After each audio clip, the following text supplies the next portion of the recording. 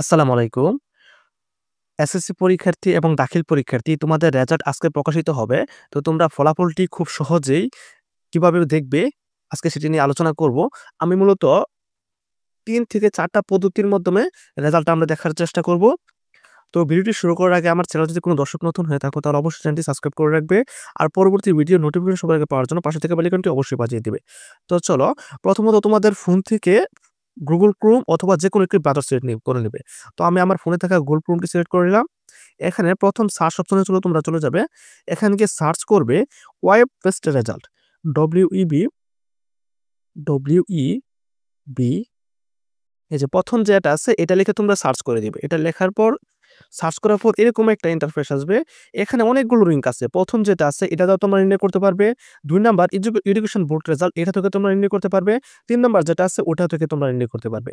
তো আমি ৩ টাতেই দেখাচ্ছি। প্রথমত এটা চলে যাব এডুকেশন বোর্ড রেজাল্ট। একটু রিলোড যদি সাইটে একটু সমস্যা থেকে রিলোড নিতে পারে, একটু তোমরা রিলোড দিবে। ১-২ বার চেষ্টা করবে।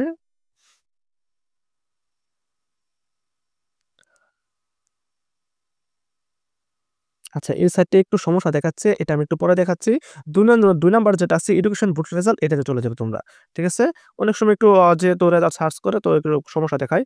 এখান থেকে তোমরা যেহেতু এসএসসি পরীক্ষার্থী বা দাখিল পরীক্ষার্থী তোমরা এখান থেকে এসএসসি বা দাখিল সিলেক্ট করবে।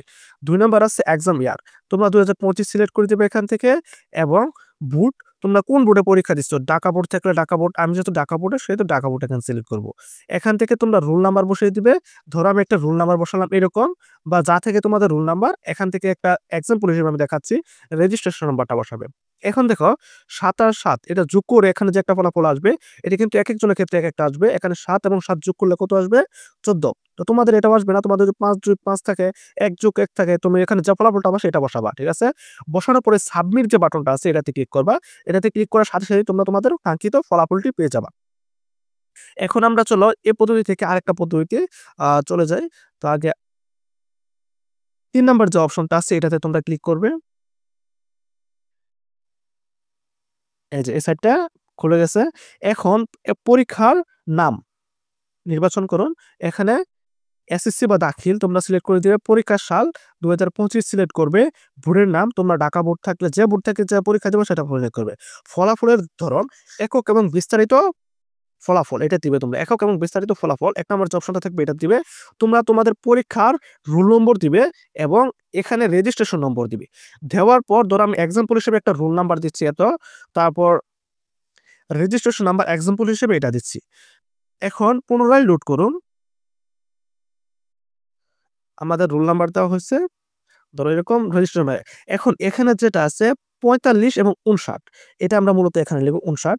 একেকজনের ক্ষেত্রে ক্যাপচাটাও একেক রকম থাকবে। তো তোমরা এখানে বসে ফলাফল দেখুন অপশনে ক্লিক করার সাথে সাথেই তোমরা তোমাদের কাঙ্ক্ষিত ফলাফলটি পেয়ে যাবে। তোমরা এখান থেকেও দেখতে পারো অথবা ১ম যেটা আছে এটা থেকেও তোমরা চেষ্টা করে যদি খুলে যায় যে এখান থেকে এখন হয়ে গেছে, তো তোমরা ওখান থেকে সিলেক্ট করে দেখতে পারবে। এসএসসি সিলেক্ট করবে। তো এভাবে মূলত দেখতে পারো।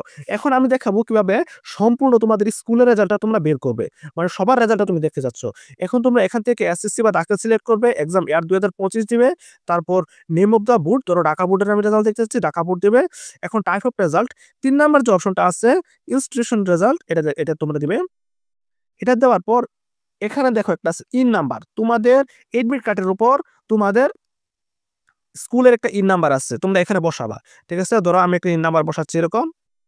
এরকম একটা ইন নাম্বার আছে। ঠিক আছে? ইন নাম্বারটা বসাবা। এখন দেখো নিচে একটা ক্যাপচার আছে। ক্যাপচার যেহেতু বোঝা যাচ্ছে না সেহেতু হিডেন অপশনে ক্লিক করবা। এই যে এখন বোঝা যাচ্ছে। তো এখানে এই ক্যাপচারটা বসাবা। ৫৪ এবং ১২ তো ৫৪১২ এটা বসানোর পর ভিউ রেজাল্টে ক্লিক করার সাথে সাথেই তোমরা সম্পূর্ণ তোমাদের স্কুলের রেজাল্টটা দেখতে পারবে। তো এভাবে মূলত তোমাদের ফলাফলগুলো দেখতে পারবে।